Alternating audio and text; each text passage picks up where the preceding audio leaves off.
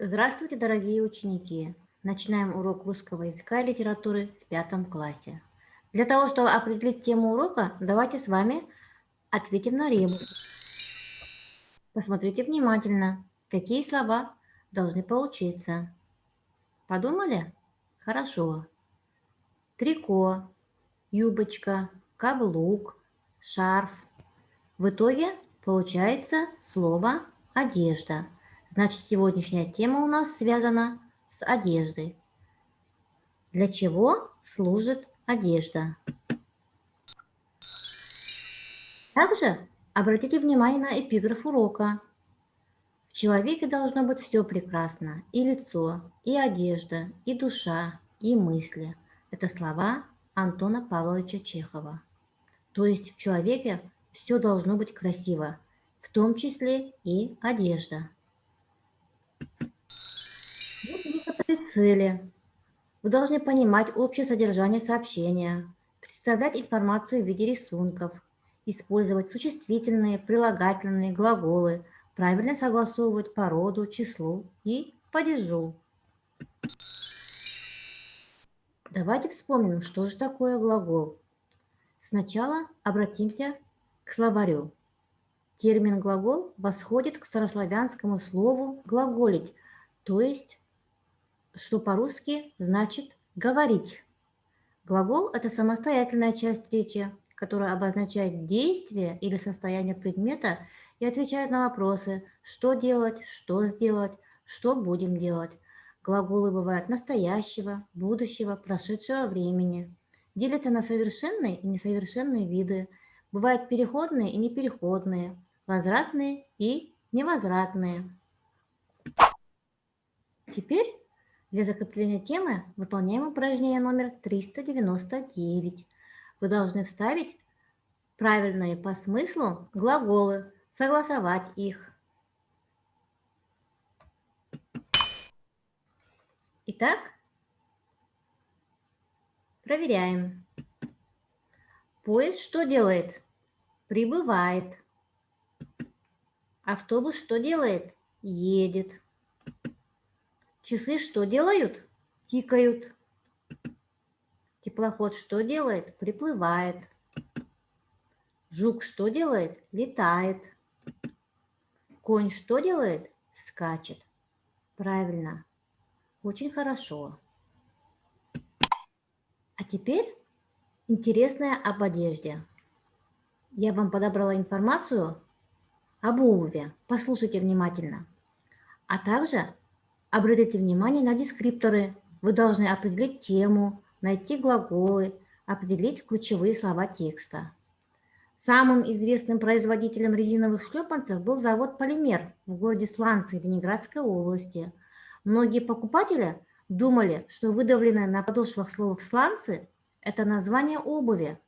Далее слово вошло в активный словарный запас и превратилось в синоним слова «шлепанцы». Видите, какая информация интересная? А теперь определим тему. Вместе подумаем. Хорошо, тема данного текста – история резиновых шлепанцев. Находим глаголы. Был, что делал, прошедшего времени этот глагол. Правильно? Потому что есть суффикс «л».